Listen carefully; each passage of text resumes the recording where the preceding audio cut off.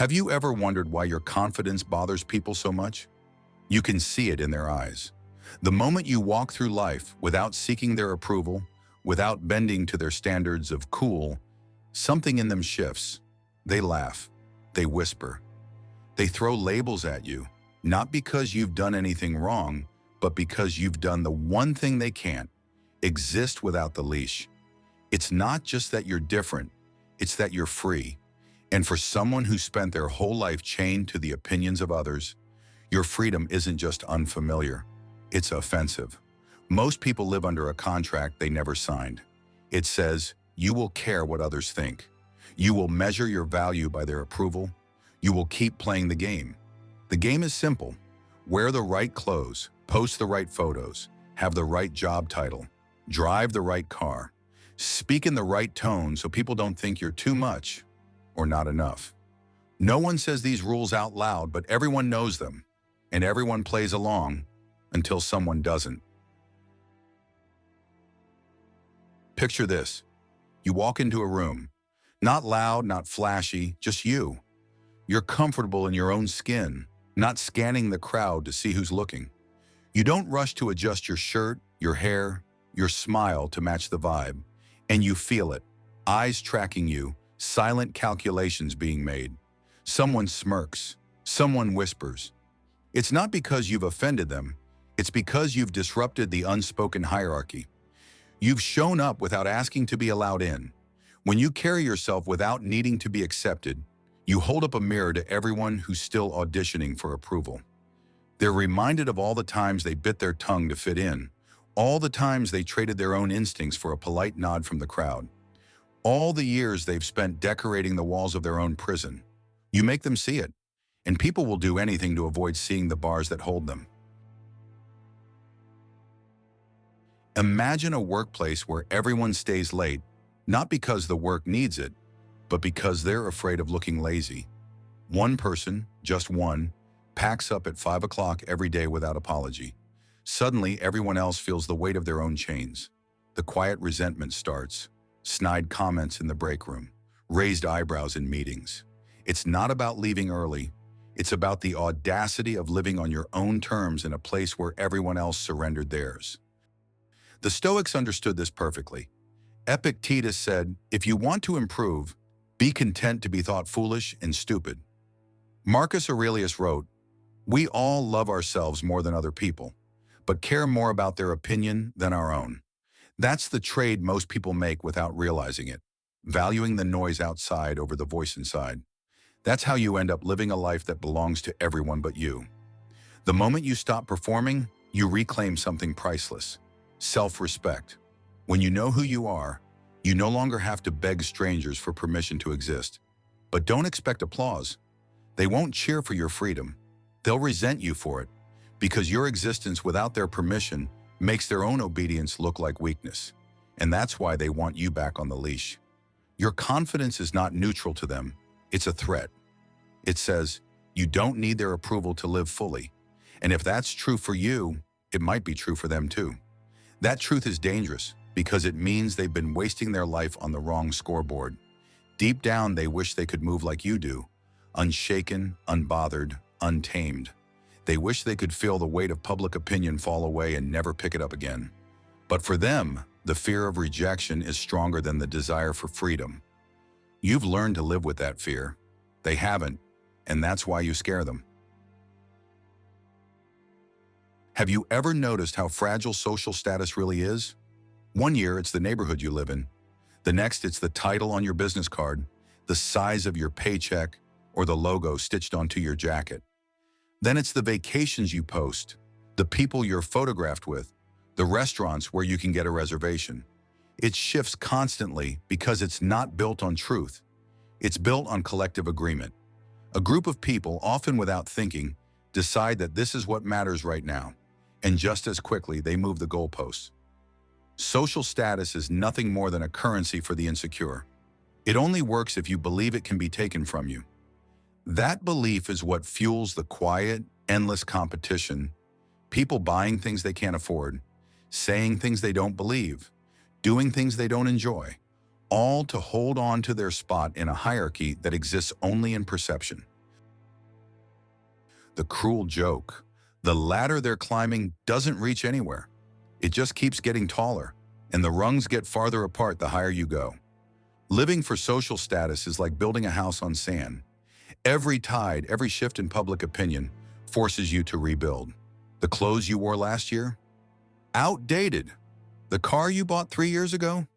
Old. The job title you were so proud of? Someone younger now has it, and suddenly it's not so special. You spend years curating an image, only to watch it fade the second something newer, shinier, or more relevant appears. And when it does, you realize they weren't with you. They were with the version of you that matched their picture of success. Picture this. On one side of the street, a man steps out of a luxury car. He checks his reflection in the window before walking into a high-end store. People notice him, maybe even envy him. On the other side of the street, an old man sits on a bench with nothing but a paper cup of coffee. No one pays attention until he starts humming, then singing, then telling stories to the few who stop to listen. He has no title, no money, no visible value in the social marketplace. And yet, people leave that bench changed. One man is rich in status, the other in substance. Guess which one the Stoics would choose? Every revolution, every movement, every breakthrough has been led by someone who refused to play the status game. They were ridiculed, shut out, called nobodies. But while the status chasers traded favors and guarded their rank, the outsiders were building something real. And when the dust settled, it wasn't the socially elevated who were remembered. It was the ones who were willing to be unranked. Seneca said, "If you live according to nature, you will never be poor.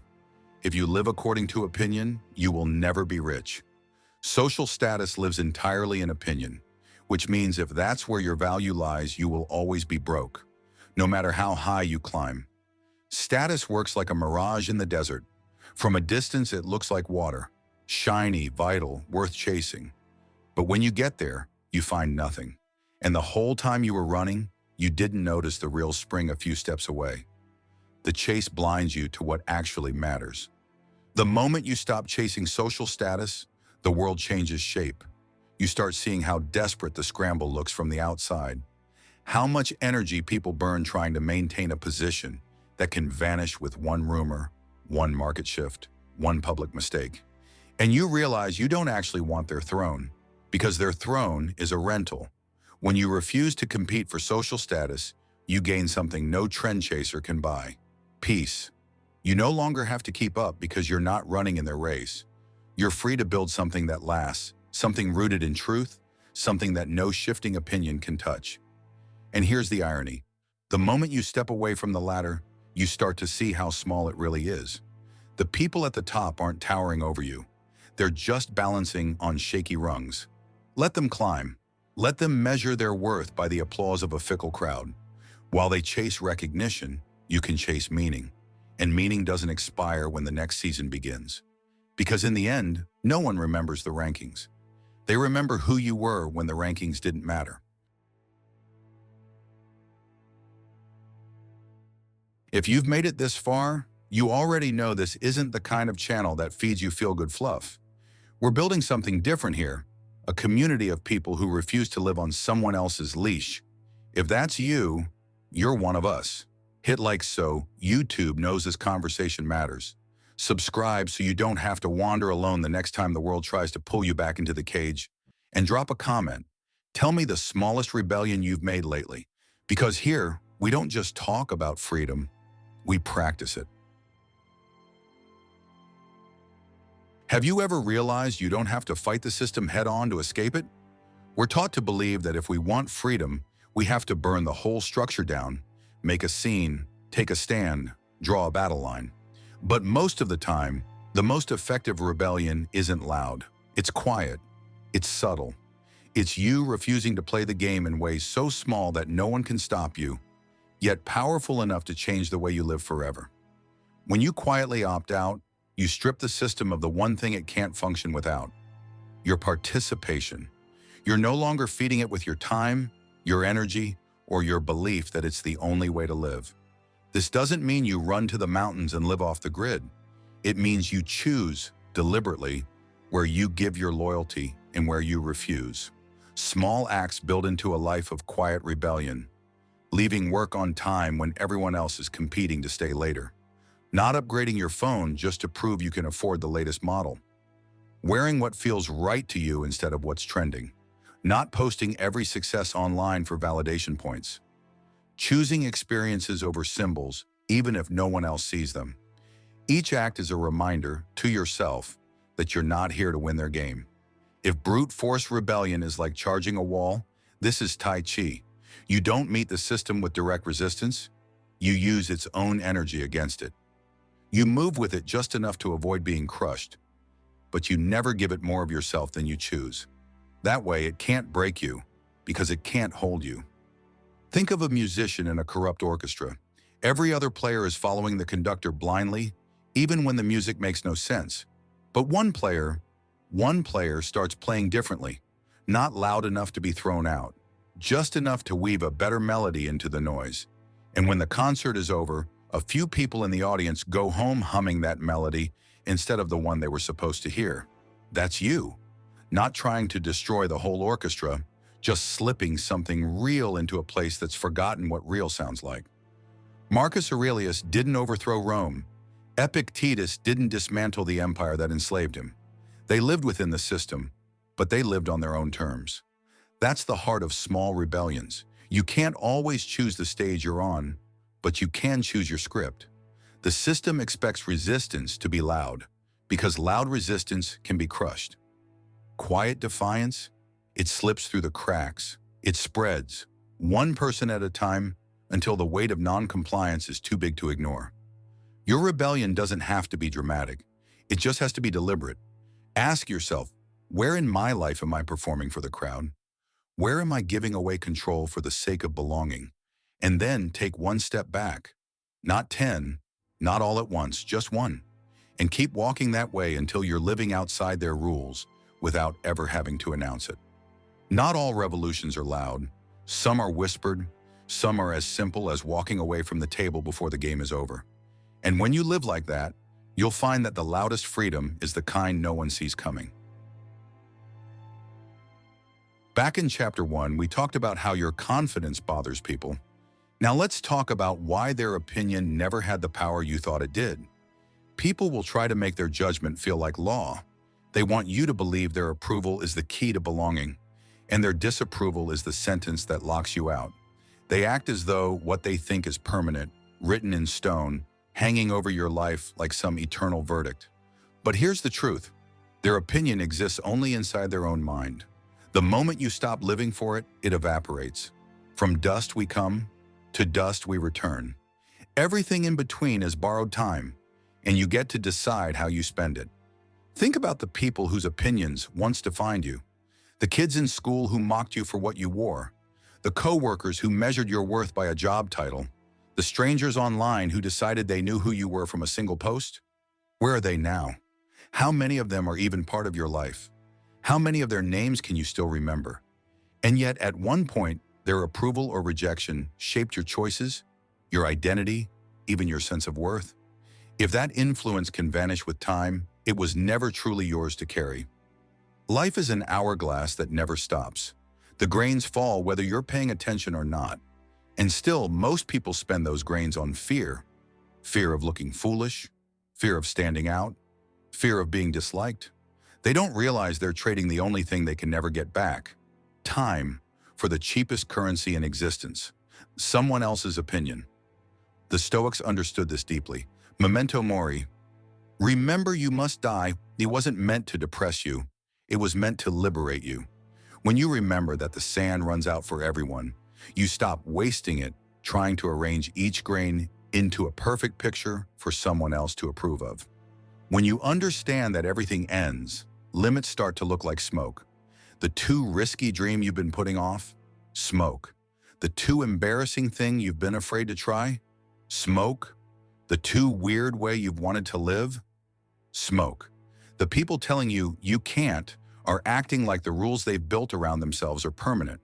But nothing they own, not their status, not their possessions, not even their names, will outlast the dust. The king and the beggar meet in the same soil. The loudest critic and the most loyal friend both fade to silence. The gossip, the laughter, the side-eye glances, all of it turns to dust. That's the great equalizer of life. No one gets to keep their place in the hierarchy. And if their power over you dies with them, why live as though it's absolute now?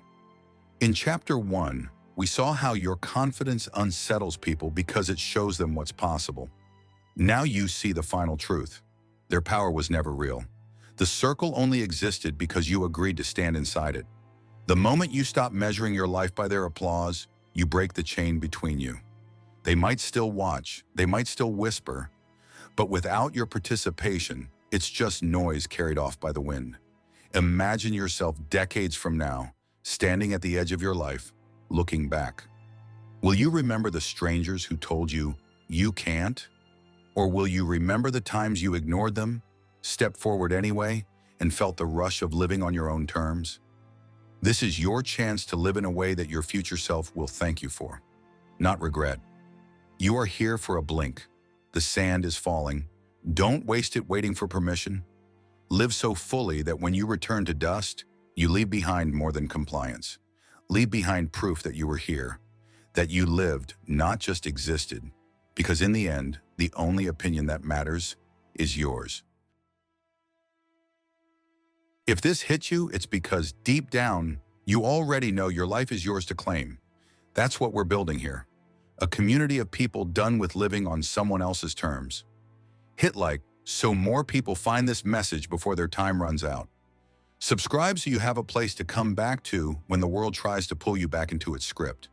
And leave a comment with this phrase, I was here, because one day we all go back to dust. But until then, we can make damn sure we live like we were here.